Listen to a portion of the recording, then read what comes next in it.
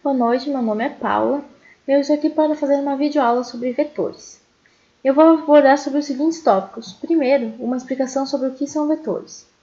Logo após, eu vou explicar como é feita essa declaração dos vetores e os diferentes modos de ocupar o mesmo. Depois é importante abordar sobre o laço de repetição for, que ele é muito utilizado dentro dos vetores. E por último, eu vou explicar um exercício que utiliza métodos para editar os vetores. Como se sabe, um vetor é uma estrutura de dados formada por um conjunto de dados ou elementos de um mesmo tipo, uma mesma estrutura. Isso quer dizer que, se eu tiver um vetor de inteiros, todos os elementos dentro serão inteiros também. O vetor ele pode ter uma dimensão ou mais. Quando ele tem mais, ele é chamado de matriz. Então quer dizer que, na realidade, a matriz ela é um conjunto de vetores. A programação ela faz um grande uso de vetores. Cada item de um vetor é chamado de elemento, e cada um dos elementos possui uma posição dentro do vetor, a qual chamamos de índice do elemento. Isso a gente vai usar muito no decorrer da explicação dos exercícios. O vetor ele pode ter o mesmo tipo que os outros dados, por exemplo, assim, na declaração dele ele pode ser int, float, char ou qualquer que nem qualquer inteiro ou dado que a gente já tenha utilizado. Um vetor ele é sempre passado por referência. Logo, qualquer alteração em seus elementos altera a variável usada como parâmetro na chamada da rotina. Isso quer dizer que, se eu chamar um método, o método vai alterar o valor que estiver. Por exemplo, se eu usar o índice 1 num método, ele vai alterar o índice 1 do vetor. Então, aqui embaixo, eu vou mostrar alguns códigos que eu fiz para explicar melhor a parte do vetor. Primeiramente, eu fiz um vetor para explicar que ele já está inicializado com 4 posições, como é a declaração dele. O vetor é declarado como int, daí tem que ter essas chaves, aí se coloca o nome do vetor e depois se declara quantas posições ele vai ter. Aí no caso se pede para o usuário informar o número que se quer colocar dentro. No caso de precisar ter o vetor inicializado, em alguma posição, é só colocar o índice a qual ele remete e o valor que se quer atribuir para cada um, como demonstra aqui nessas linhas.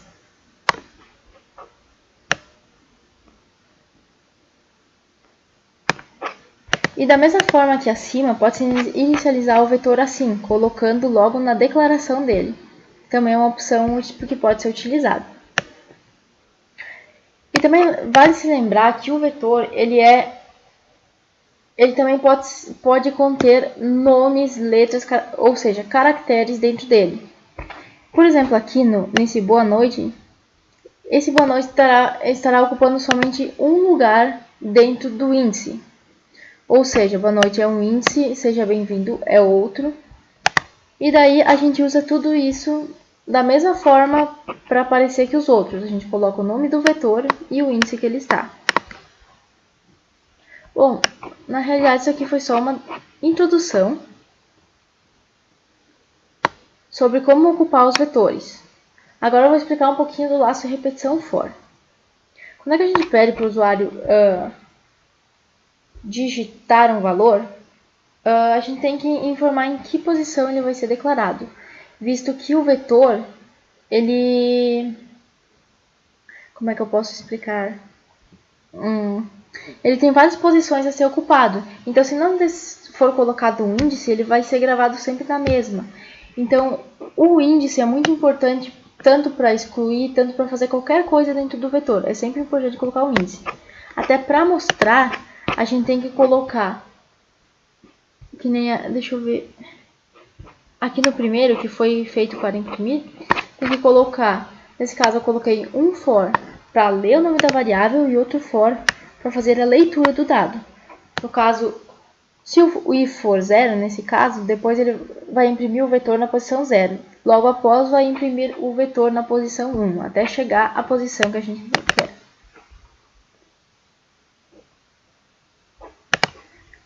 Bom, essa foi a explicação de vetores, a introdução, e agora eu vou explicar sobre um exercício que utiliza métodos. Esse exercício foi desenvolvido visando acrescentar valores na primeira posição e no final do vetor. Levando-se em conta que o final do vetor não é o vetor completo, e sim a última posição do usuário. Tá bom, eu coloquei algumas observações aqui para assim ser entendido melhor. Primeiro a gente declara, como sempre, o import java.util.scanner, que nada mais está fazendo do que importando o pacote que permite utilizar o scanner. Depois tem a public class, que é a que eu utilizei aqui, que é para puxar a classe. E depois a gente faz a inicialização do scanner, que só é possível se eu colocar o pacote acima. Logo abaixo, a gente declarou aqui que o vetor vai ser um inteiro de 10 posições. A gente está criando um vetor.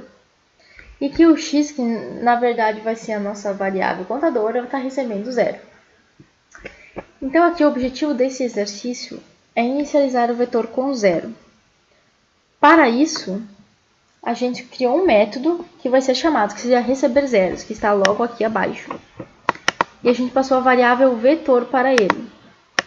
É muito importante lembrar que essa passagem de referência ela é muito importante porque o vetor tem várias posições. Então, é muito importante sempre que for necessário repassar o índice e o vetor para ela. Então, aqui nesse método de receber zeros, a gente colocou um for, como falado anteriormente, para cada índice do vetor receber zero.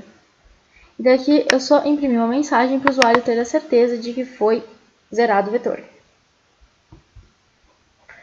Então aqui, e depois de ter feito esse método, eu coloquei um return, que vai retornar para a função. E eu pedi para mostrar o menu. Tudo que for aqui dentro é o que está sendo repassado. Então aqui nós temos o menu propriamente dito. Então o menu aqui tem as opções. E as minhas opções variam de 1 a 6. Aí eu coloquei um do para identificar que se o usuário digitar menos que 1 ou mais que 6, não vai ter o menu, e consequentemente não vai ter opção. Aí eu informo para ele que a opção está inválida. Então eu criei um método para o x para verificar a opção, que puxa para outro método que é esse que tem aqui abaixo, que conforme a opção que for digitada pelo usuário, ele vai direcionar a um método. Então nós vamos começar a aplicar sobre o adicionar início, que nós estamos passando o índice e o vetor.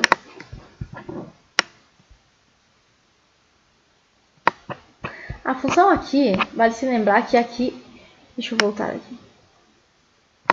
O x aqui quer indicar o vetor, que aqui também vai ser o vetor, mas ele está sendo substituído pela palavra qtd, que significa a mesma coisa, está sendo atribuído o mesmo valor que o x. É só para ser utilizado dentro do método. Estamos repassando o vetor. E nós estamos criando então o método adicionar. Primeiramente, ele verifica se o vetor é diferente de 10, que é a capacidade máxima, ou seja, nós não temos como adicionar um valor se o vetor já está cheio. Ele chama o método verificar zero. O verificar zero está logo aqui embaixo.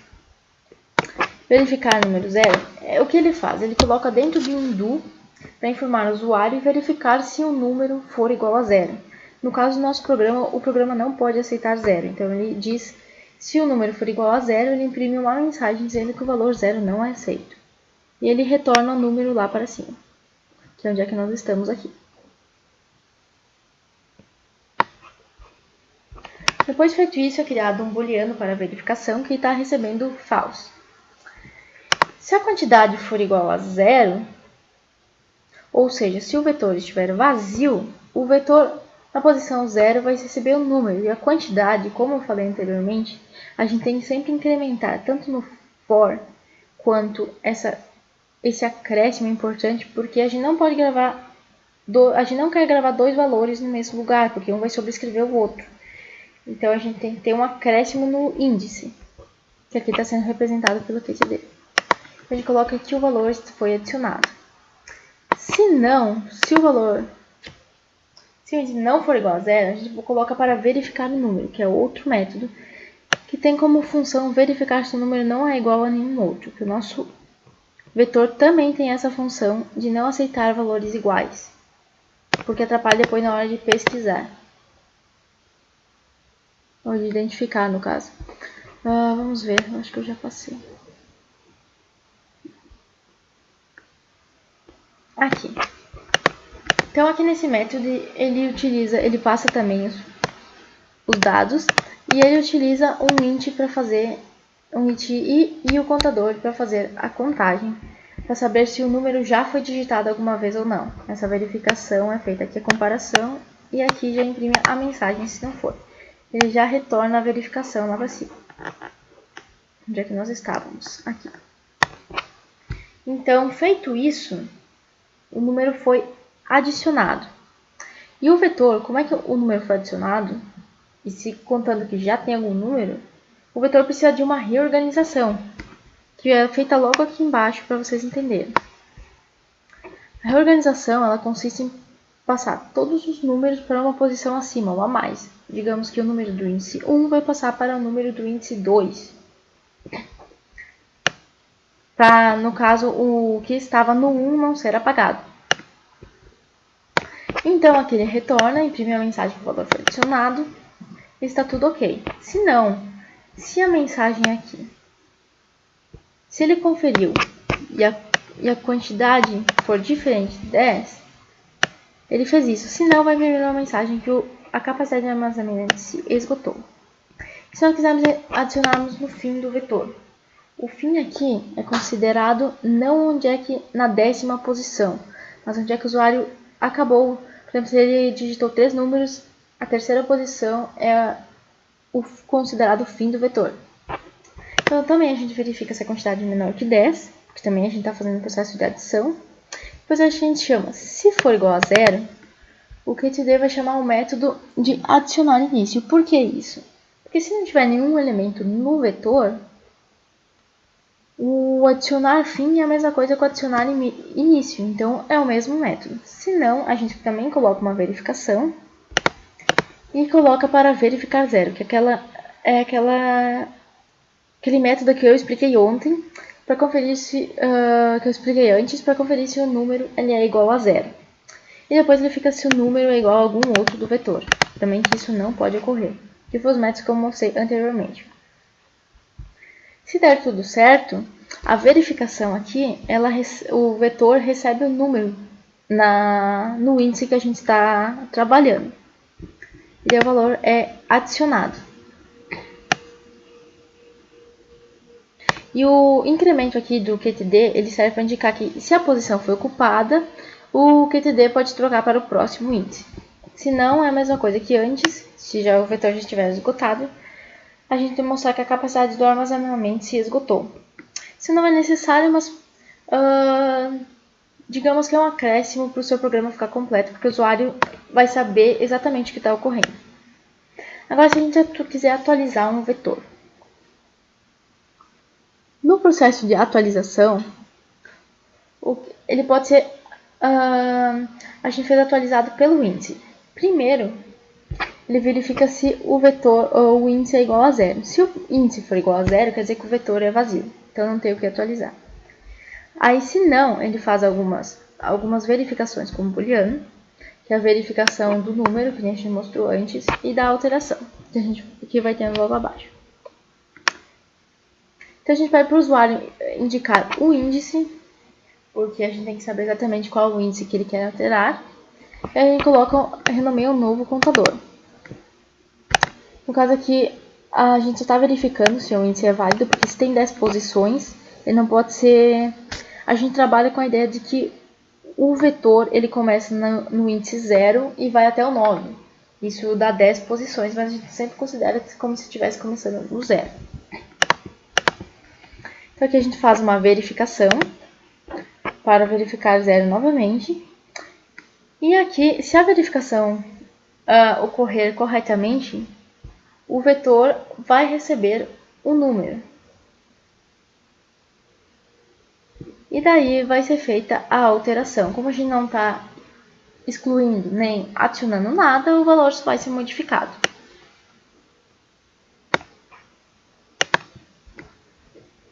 Bom, aqui eu fiz um método também para mostrar o vetor. Vou voltar aqui um pouquinho para cima. Por exemplo, se eu colocar, aqui vai aparecer sempre um menu, até que eu digite 6.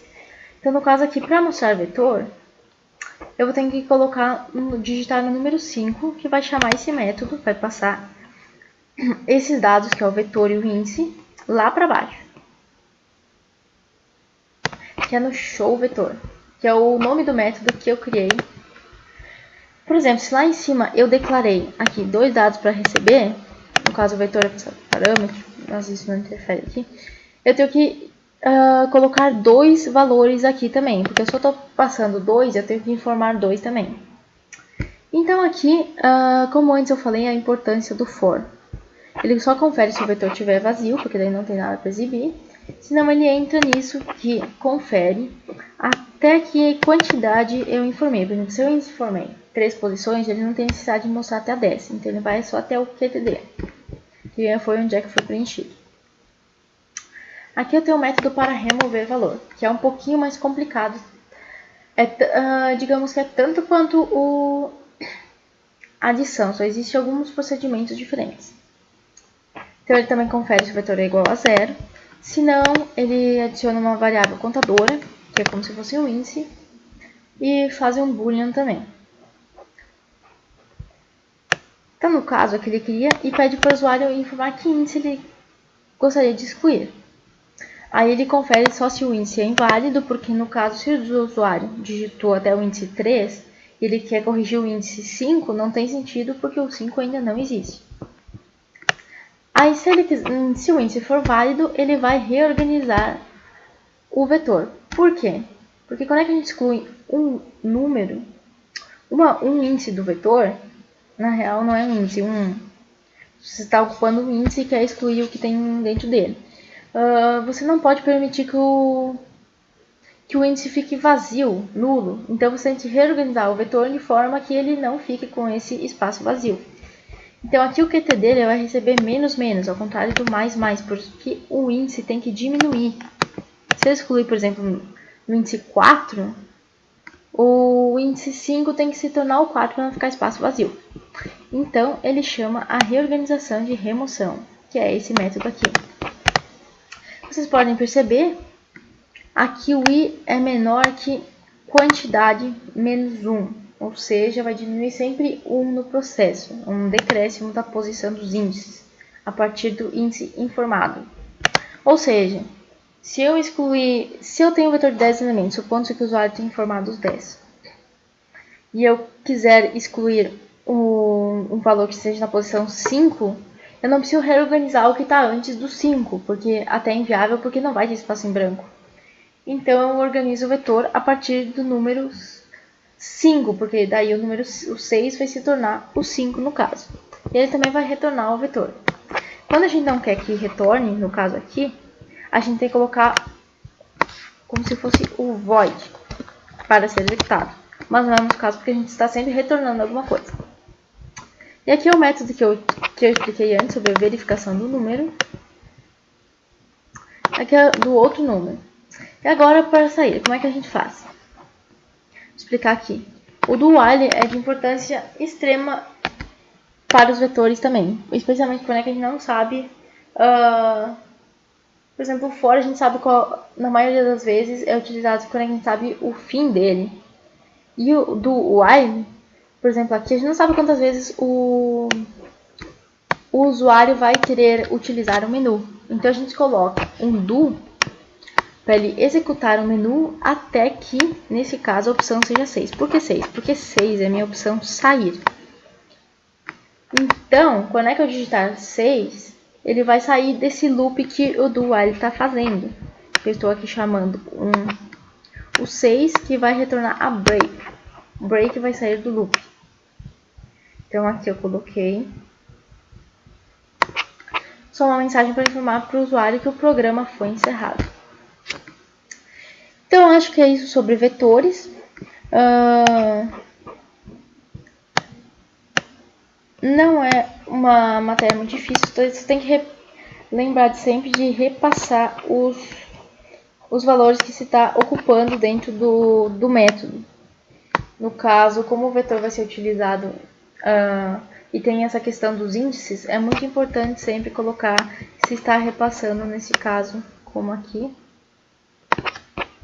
o índice e o vetor. Eu acho que é isso, moçada. O algoritmo dá um pouco de trabalho, mas no fim dá tudo certo. É só demorado para pegar essas ligações e entender esse conceito de método, e lembrar sempre de passar o que tem que colocar no parâmetro, ou se tem que passar por valor, e o resto fica fácil. Então é isso. Então, para comentar aqui, tchau, e eu encerro meu programa por aqui.